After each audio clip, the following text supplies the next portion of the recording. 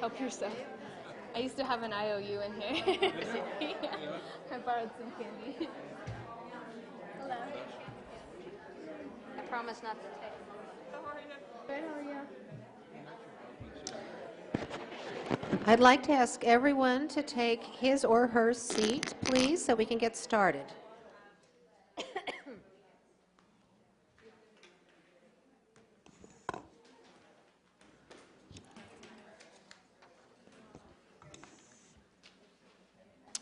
Okay, welcome, good evening. This is the forum for Stockton City Council District 5, and the League of Women Voters is sponsoring the forum. We thank the City of Stockton for allowing us to hold and to videotape the forum here in the City Council chambers. I'm Jane Wagner-Tyke. I'll be moderating this forum. It will last 45 minutes or a little less.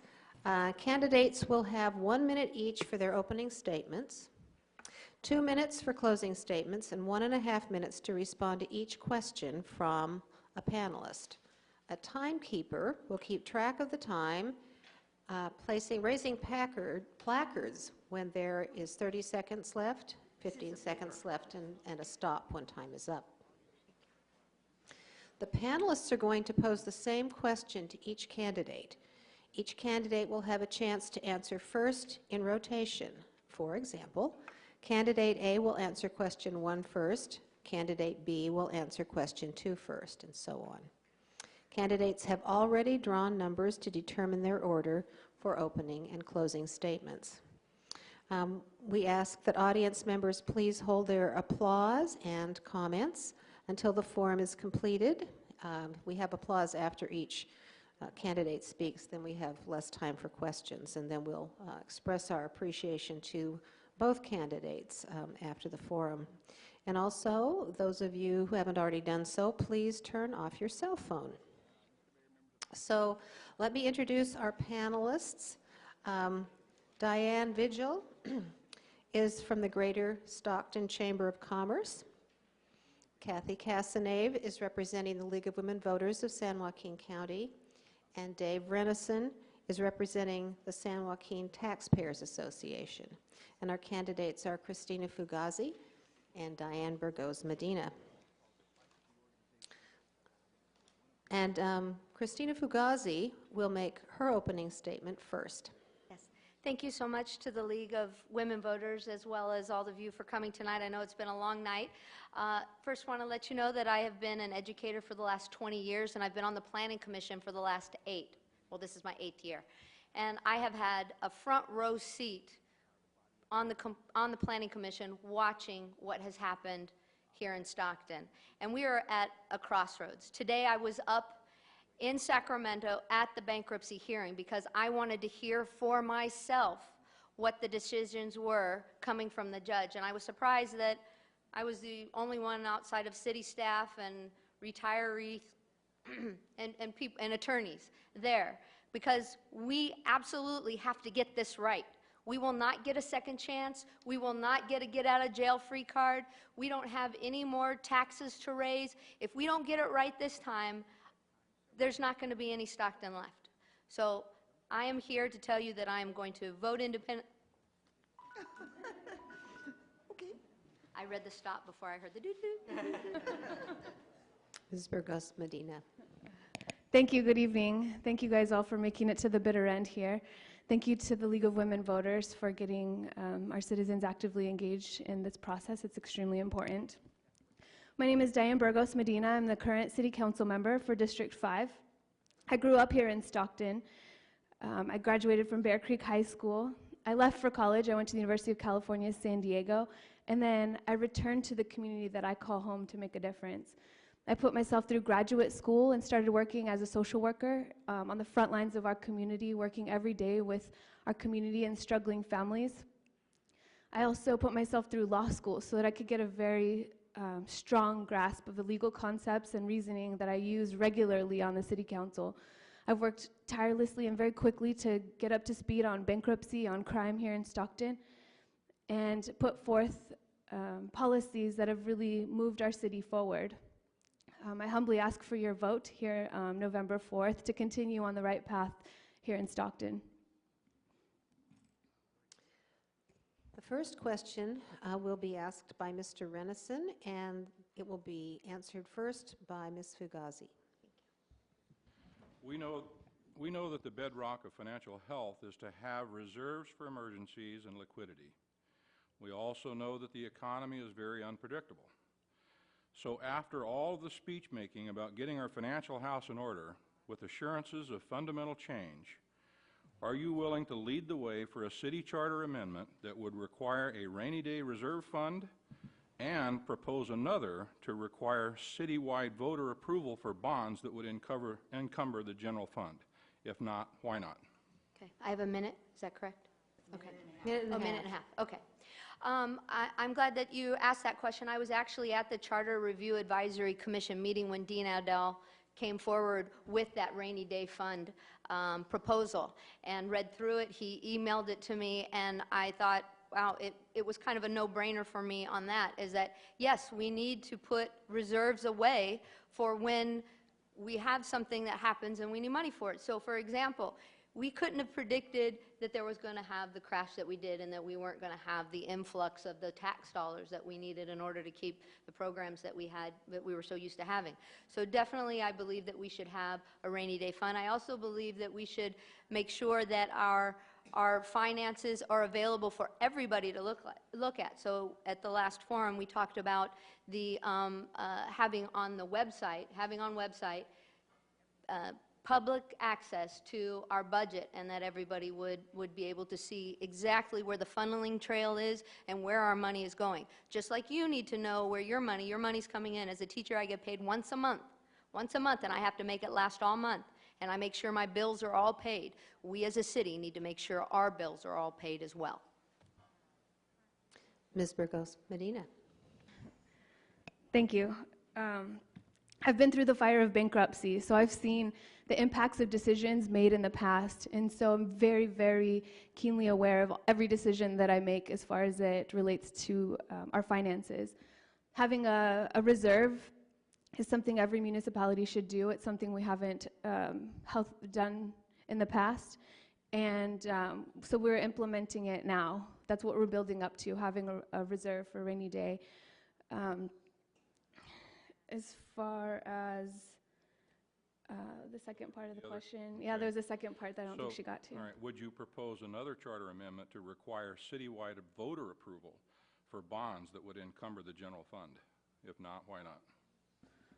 I think that it's really important that people elect people that are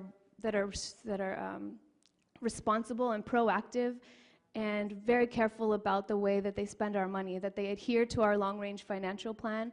And I think it's also extremely important that we don't encumber our elected officials to make the decisions that are best for the city, because it'd be extremely cumbersome to do that. But I would definitely be open to that discussion as it applies to what people would want. The next question will be from Ms. Casanave, and first to Ms. Burgos Medina. The city is implementing the Marshall Plan, including ceasefire and other elements to reduce violent crime. Do you believe there are other ways to reduce crime, and how would you fund those efforts? Well, I believe that the Marshall Plan was developed over a period of several months, even over a year, with the input of many community leaders from across all systems in Stockton. I think it was combined with evidence-based practices and then applied specifically to our community. It's a comprehensive plan that addresses a wide range of issues here in Stockton.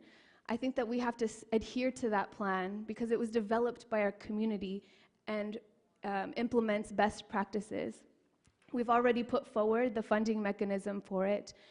My opponent voted no on that, but I think it's really important that we stick to our guns and we keep addressing crime comprehensively. We're going to open the Office of Violence Prevention, which will address the cycle of violence in Stockton, as well as bringing more police to our streets.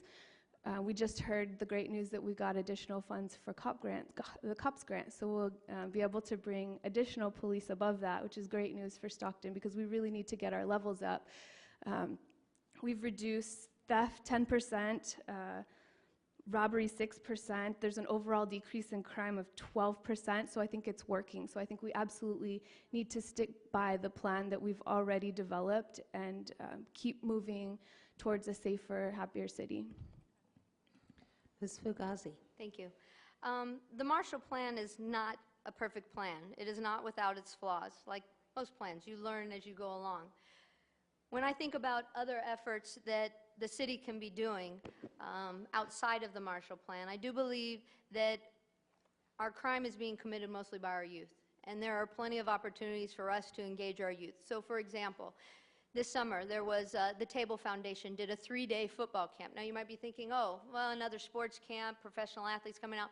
But there was also a character development piece to it. It was teaching kids how to be responsible, how to be, make sure that they sit in front of the class, that they do their studies, that they respect their parents. So there was that piece to it as well. So they came out, they got to play sports. There were 600 kids that showed up at Delta College that wanted to participate in this, and they also got some character development. We can see where the breakdown is in our community when it comes to crime. And we had a great report that came out here in July 7th of 2006. This was commissioned by the city of Stockton. This is a Braga report, and I challenge everybody to read this report because it gives very specific examples of what we can do to combat crime here in Stockton. And let me tell you, if you're driving down the freeway and you're speeding, you're going 80 miles an hour down the freeway and you come across a CHP officer, you put on your brakes, you slow down. Cops are a deterrent, and we absolutely need to have them in our community and doing community policing. The next question will be from Ms. Vigil and to Ms. Fugazi first. Oops, sorry, no. Sorry. Okay. We've had a lot of talk about the hiring of police officers or training of police officers, but what would you do to retain our police force in our community? Excellent question. I actually spoke to Chief Jones. I had a meeting with him a few months back and just said, hey, if I had a magic wand and could give you anything, what would it be? And he said that it's a comprehensive thing. It's about benefits. He does every exit interview. So we hire an officer, we lose an officer. He sits down with every officer that leaves the department. And they're not leaving the department because they don't like Stockton. They're not leaving the department because they don't like the people they work with. They are leaving the department because there is not a fair share compensation with competing agencies. So Lodi has a position open up. They're leaving here to go to Lodi. So we don't have a longevity credit. And this is something, actually, grand jury report, I could pull that out. It's a conversation that our council isn't even having, is about, we can put out all the hiring strategies, but a 10-year veteran has experience, has know-how that a first year on the beat does not have. I relate it to teaching. You have a veteran teacher versus a new teacher. There are strategies that you learn while on the job, and you learn the people, and you know when to use this much force or that much force. You can't do that in just 1 year. And so we absolutely have to retain our officers, and one of those is by giving a longevity credit, which I think is very important in order to retain our valued veteran officers. Ms. Burgos, Medina. Thank you. Actually, the issue of retention of our police officers, I can't go into a lot of specifics because of our pending bankruptcy hearing, but I will say that one thing that would be important for any employee anywhere would be your future in a job, right? So if you're not sure your city's going to get out of bankruptcy, you're not sure if a judge is going to ask that your pension be impaired, you're not sure about your future, right? And so that hurts any city in trying to retain their workforce. So I think one of the most vigorous efforts we're making is trying to get us out of bankruptcy and creating a stable plan for our future so that our law enforcement, our police officers feel good about their future here in Stockton. The other part is to create a strong economy for our future, and that's in two ways. That's one, in building a strong budget model so that we don't end up in any kind of financial disaster like we were in the past, and two, bringing jobs and a lively economy so that when our revenues increase, then we could also look at increasing compensation, which I know is also a huge issue for our department. But we're working very hard to recruit and retain right now, and we are on track now to hire our full allotment of police officers with Measure A. Thank you. Next question from Mr. Renison, answered first by Ms. Burgos Medina. In December of 2012, over 1,200 individuals applied for fewer than 20 positions on the police force. So we know that many young men and women want these jobs. We also know that the Measure A tax increase was sold to the voters in large part based on a promise by City Hall to add 120 sworn police officers by June 30th, 2017. Do you believe that the total allotment of Measure A money that is necessary to fund 120 new officers be earmarked and set aside as it's being collected to be spent only as each new officer is hired? If not, why not? Okay. The Measure A funds were to bring 120 more police officers. Like I just mentioned, we're doing great in our recruitment, and we just hired 7 Measure A police officers, which puts us on track to hire the 40 each year for the next 3 years. There are other really essential and critical needs for our police officers. If your car won't start or breaks down halfway through your shift, that's not going to be very effective policing. If your radio is duct taped together, that's probably not a good sign for your safety. So I think with the approval of the Measure A oversight, which is extremely important, and all of these decisions will be run through them, I think there are other ways that we can improve our police department with technology and those things while increasing our police department, keeping us on track, and then making sure there's absolute transparency in sending it through the Measure A Oversight Committee. Ms. Fugazi. Thank you. First of all, before I answer that question, I want to say that I'm tired of hearing us going through bankruptcy is a reason why we can't answer questions. That cannot continue. We are being asked questions that we need to answer in order for us to move forward. The bankruptcy hearing, I was up there. You know, the judge is making his decision. He talked about CalPERS. That piece he's moved on from, and now we are working on the final exit strategy. So I'm just tired of hearing bankruptcy. I can't answer the question. So about the money being spent, the public was promised that money was going to be spent to hire more police officers for Stockton, and that's how the money should be spent. So if we need to put it to the side, then we need to do that. There are other things that the police need, yes. As we turn this community around, as we create more jobs, as we create a safer community, we can go down that road, because they do. They need new bikes, new cars, hopefully bought in Stockton, not in Tracy. We need things here. We need more shot spotters. They'd love to have one in Western Ranch. I think they need and deserve one out there as well. There are plenty of things that we could spend that money on, but the first thing we need to do is make sure that money goes to getting more cops here in Stockton. Ms. Casanave, the next question, and it goes first to Ms. Fugazi. What proposals and ideas do you have for the city so that it can attract employers with living wage jobs and to strengthen the employability of our local residents? Okay. I don't know how many people in here have heard of ICA. It's Inner City Advisors.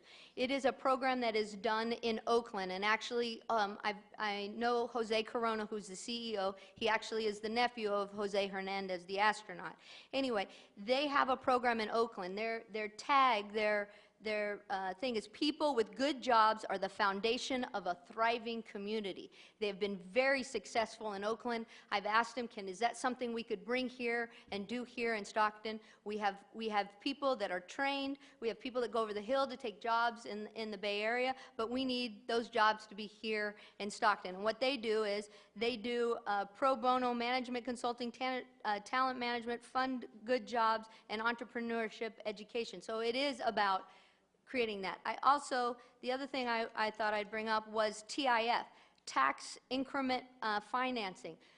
Chicago does it. That's what they're doing, where they're trying to bring people into areas in order to create opportunities for more jobs, 4 more buildings, getting our labor here in Stockton, working on projects here in Stockton. So we definitely have opportunities, and the sign of a healthy community is by having a livable wage, and we need to have that here in Stockton. Ms. Burgos, Medina. Thank you. Things that we've already done on the council since I came on 2 years ago is we've already enhanced and retrained our permitting department to reduce permit wait times from about 6 weeks down to 6 days. And now 2 days a week you can come into the city and get a same-day permit. We also offer a development coordinator and economic review team to help walk businesses through the process to open a viable business here in Stockton. We've passed through the legislative committee an ordinance to address what Ms. Fugazi talked about earlier. Now we had a fast-acting committee that brought an ordinance so that local businesses would get a preference, 5% on city contracts. We started recently in industrial and office tax incentive programs. It's already brought businesses from out of the area that will be generating significant revenues for the city. Like I mentioned earlier, we're also focusing significantly on reducing crime so that people feel safe to not only open businesses, but frequent businesses. We've had 14 new businesses open in our downtown. Companies like Dick's Sporting Goods came, Advanced Polymer Technologies, Boratech, and many others open or expand here in Stockton. When I got on the council, Stockton unemployment was at 15%.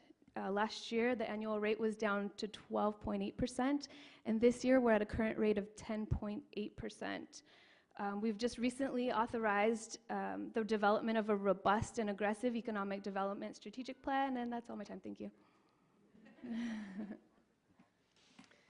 Ms. Vigil, the next question, and it would be answered first by Ms. Burgos Medina. There are many residents living in the unincorporated areas of the city who complain that things that happen at City Hall affect them, but they have no say in elections. Do you think it's time to open up discussions for annexation of these areas? I would love to have the unincorporated cities into Stockton. I think it would build a stronger sense of community, a more fluid sense of service of us providing services to them. I think it would give us great increase in our city revenues. I would love to open that discussion. Unfortunately, they've denied that in the past, but if those areas were open to it, I would love to have those discussions. Ms. Fugazi. Thank you. Having worked on the general plan, those unincorporated areas screamed at me. You could see them on the map. And I have friends who live in those unincorporated areas, and as much as I'd like to say, yes, come to the Stockton side, they don't want to. People have told me straight up, no. I can call the sheriff and they'll come. I call and they're here. I don't have to pay an additional tax on my phone. I don't have to pay this or that or the other. People that are in the unincorporated areas, they want to stay in those unincorporated areas. There are people that would like to find out how to become unincorporated, okay? I'm not even lying about that. It just really is. That's how it is. So as much as I'd like to say, bring them into the fold, you can't bring, you can bring the horse to the trough, but you can't make them drink. And so that is a question that only they can truly answer. Mr. Renison, next question. First, Ms. Fugazi. Quite often, citizens complain that their questions and concerns made at council meetings fall on deaf ears. In an effort to foster greater public involvement and improve accountability in government, would you be willing to propose a policy whereby responses to questions made at one council meeting would be answered at the following meeting? If not, why not? I've come to meetings, I've watched meetings, my students have come to meetings and spoken. It takes a lot out of some people to get up there and pour their heart out. And I think that they should get some kind of answer, some kind of response, something. It is, they wouldn't come if they didn't have a vested interest in this city. If they didn't really care, if they were truly apathetic, they would sit at home, go about their business. Okay? If somebody's coming here with a complaint or a concern, it needs to be addressed. We have people that work here. We have staff. Okay? we hear about our city staff all the time. But myself, when my students ask me a question, I answer it. When they need help, when they want feedback, I give it to them.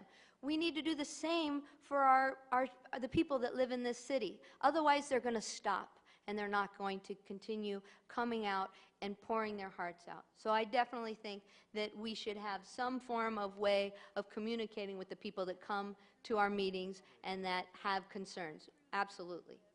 And so by whatever means we need to do that, if it means me personally, anybody in my district or has a question, if you call me, if you send me an email, I'll respond. I can't say always to the calls, but emails I'm really good at. But I've got parents that know. They'll email me, I email them right back.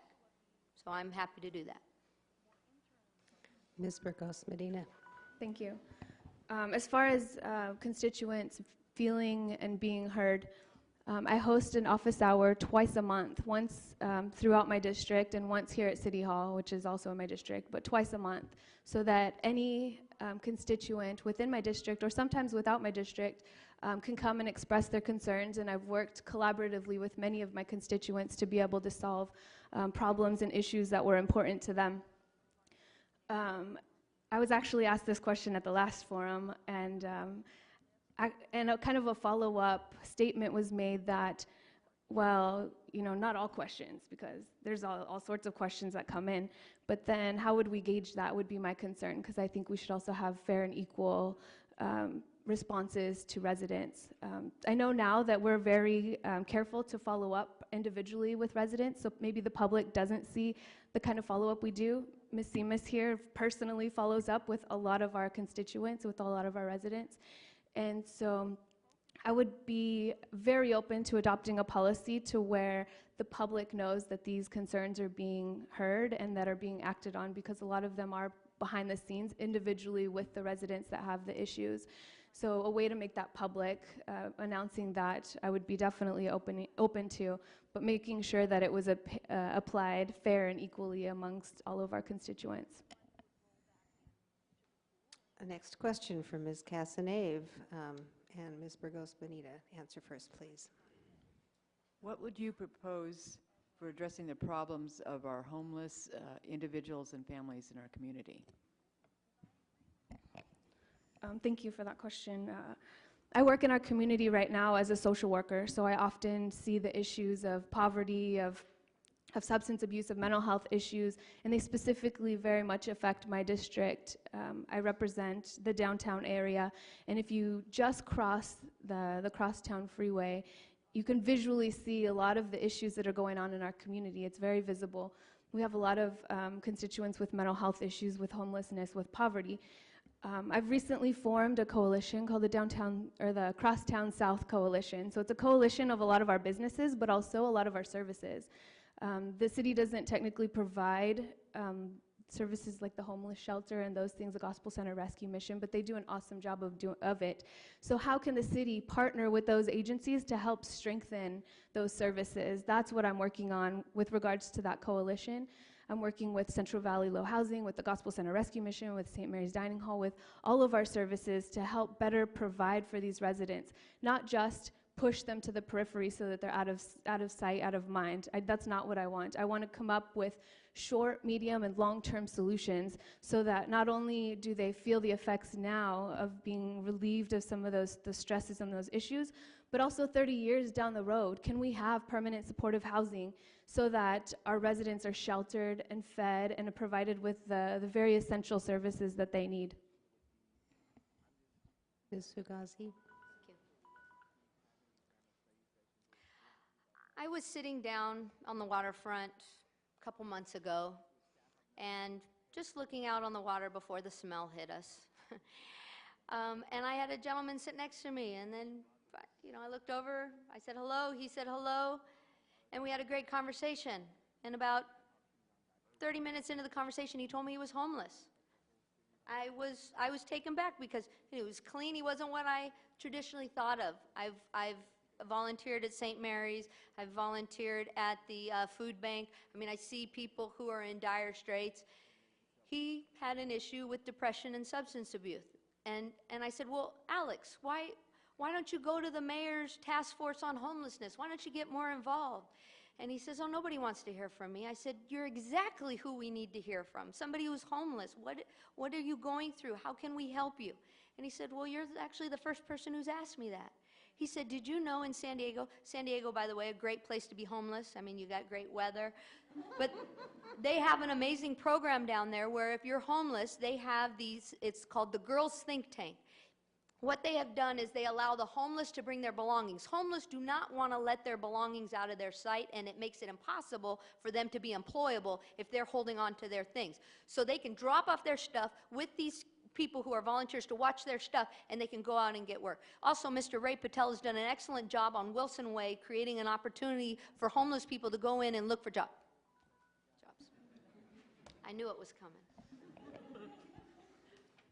Ms. Vigil, next question, please, and to Ms. Fugazi first. If elected, how much time per week would you dedicate to reading, understanding, and assessing agenda items that are included in your council packet prior to your city council meeting? As long as it takes. And let me tell you why. I worked on the general plan. If you're familiar at all with the general plan, I was given huge binders. It already had community meetings, and then we were getting into the nitty-gritty of that. We had study sessions. That's back when the city had some money, and they would, you know, we would have these extra meetings. We got $25 a meeting. But I had to read through binders and binders of documents in order to understand what was going on, because I don't come from a development background. So I will take whatever time is needed. I am a teacher. I can read, I can write, I can understand things, and I will do what needs to be done in order to do the job. And if it takes me 20 hours, that's 20 hours I will spend doing it. And I can tell you, though, I will take even more time. And how I say that is because, you know what, we get staff reports on the Planning Commission all the time, and they're not always perfect, and they cause me to have questions. So then I have to call people and get more information and get the answers to the questions that I have in order to understand what it is. Because I want to know every item I'm voting on that comes before us. If it's section 40265 of whatever code, I am going to go find out what that is. I'm not going to just blindly follow it because it's in the staff report and the staff worked so hard to prepare it. I thank them for that, but I need to do my own homework on top of theirs. Ms. Burgos Medina. Thank you. I think that's one thing my opponent got right, is it's as long as it takes, and it could be hours. However, I don't think it's enough just to read it by the council meeting. I think it's very important that you read it well in advance of the council meeting. And so yes, that means sometimes you're up all night at the end of the week preparing for the next week, because if you're waiting to ask your questions at your meeting, then you've waited too long. A dissenting vote is still a losing vote, right? So you need to make those changes and ask those questions well in advance of your meeting so that something can be done about your issues before you potentially lose your vote. I spend a lot of time preparing. We have great technology now, so we don't waste the paper, and we make our notes electronically right there within the system, and so it comes up very efficiently. It's extremely important not only to consult your staff who actually wrote those reports, but look at the parties that you're affecting within the decisions. And it could be mundane things that are in the consent agenda, but to a lot of our residents, those things aren't mundane. A lot of them can be regular contract issues. But what if there's a prevailing wage issue within there that you didn't address ahead of time, and then it goes through on the consent agenda with your one lone vote? You didn't make a change. You need to do that in advance. And I think every single decision is extremely important. Like I said, even those contract issuances. And I'm absolutely dedicated to putting in that work so that I make sure that the right decisions are made for Stockton.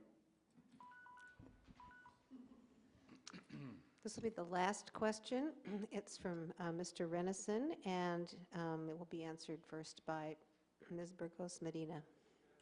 This question has to do with grand jury, so in the interest of full disclosure, I was the foreman of the grand jury for 2 years recently. So a recent grand jury report was discussed for the first time collectively during Council's August 12, 2014 meeting, where the Council approved the staff's version of a response to the court. From a grand juror standpoint, it is preferred to have the legislative body provide public dialogue as it responds to the findings and recommendations along with input from staff and council. Do you believe the action of August 12th was sufficient, or is there a better way? Yes, Ms. Burgos Medina first. Okay, thank you. In reading through all of all the information that the staff provided, I was definitely in agreement with what was provided. I do think it's important to have robust discussions around grand jury items. We do that, like I said, in advance of agenda items so that we have disagreements, that we make sure that we're able to reflect them in reports. At the last meeting, I mentioned that I don't think it's enough just to have those discussions, but I proposed that we actually bring back our proposed solutions at a later council meeting so that we can make sure that the city is implementing the changes that we proposed to the grand jury. So I do think that those are extremely important.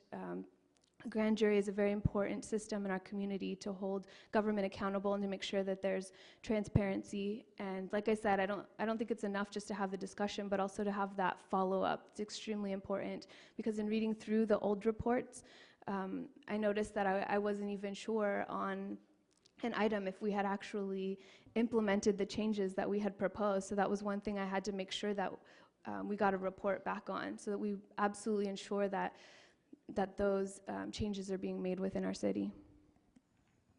Ms. Fugazi. Can you repeat the question again? Yeah.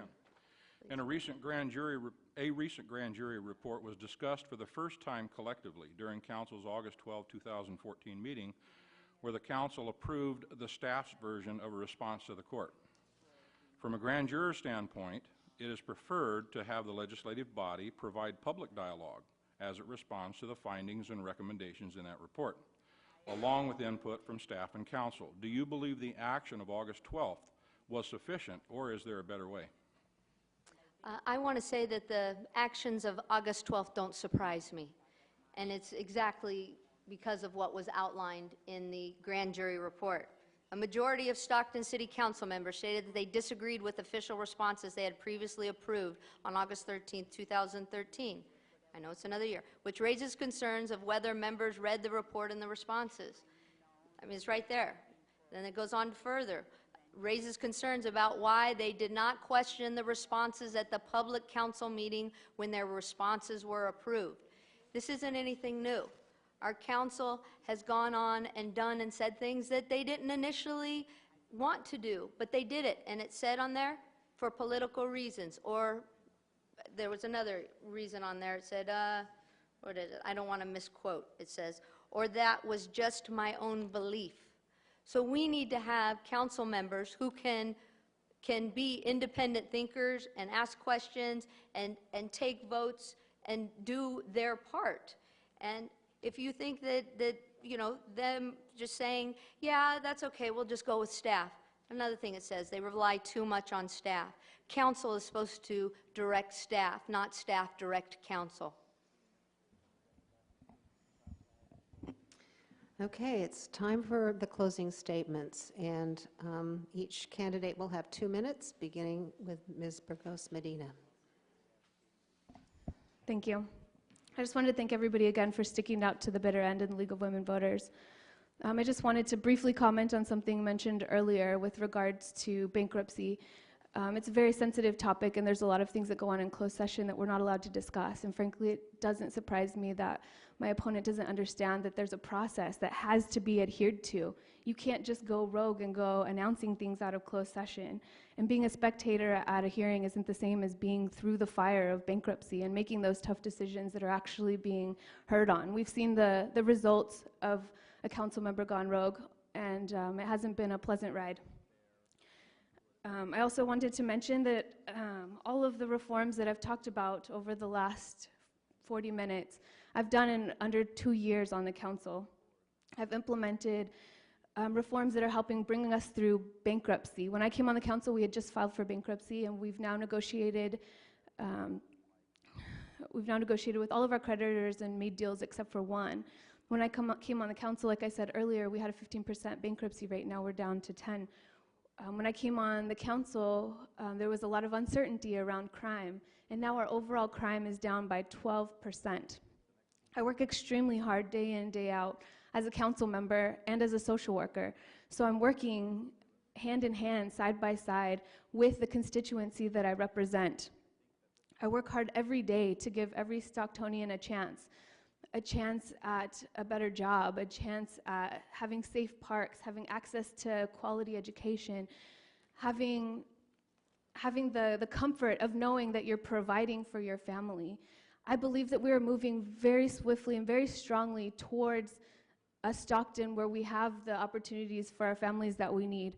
And if you believe that too, please vote for me on November 4th. Thank you very much for your time. Ms. Fugazi. Thank you. We are far from being out of the woods. Okay, crime, you want to know, okay, it's down, but it's going back up. You know why it's going back up? We've lost the outside agencies that came in here. We lost the federal and state agencies that came in here to help Stockton out. So now crime is on the rebound. It is coming back, and it's not a pretty sight. You tell that to a family who's lost their child, their friend, their brother, whatever. One murder is too many. When I think about, you know, the direction that we're going, that tough decisions have been made. Well, if we've had over 180 decisions that have been made in the last 21 months or 20 months, and 160 plus of those have been unanimous, I don't know if those were tough decisions if they're unanimous. Where's the vital discourse? Where is the debate that's going on? And as far as going to a bankruptcy hearing, darn tootin', I want to hear what's going on, and it's not that I don't understand. I definitely understand. I've got 8 years of experience on the Planning Commission. I've got 20 years in the classroom. I have been a member of this community helping out since day one. I didn't just start doing it because I'm running for office. I did it because this is where my family is from since 1880. They have been here in Stockton, and this is my home. And I care about what happens here. I have a vested interest, and I'm not part of a clique. And I'm not going to, you know, just go which way the wind takes me. Okay? I am going to do my homework. I am going to honor that process. As far as what goes on behind closed doors, there's plenty that goes on behind closed doors that is in violation of the Brown Act. That was made available for everybody to hear at the last forum. Okay? We need to be doing things in public. We need to involve the public in the decisions that we make. And yes, there are tough decisions. It's your tax dollars, though, that we're deciding on. And you should be part of that discussion as well. Sensitive issues, of course. Contracts, that kind of thing. But guess what? Those contracts are all up on the website. Thank you. Candidates, panelists, thank you very much.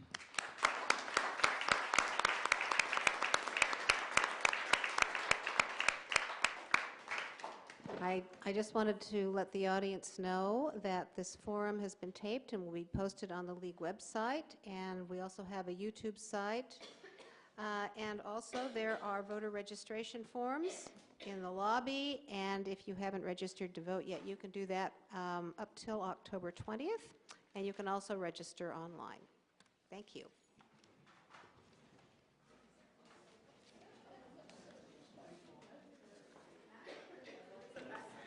Good, how are you?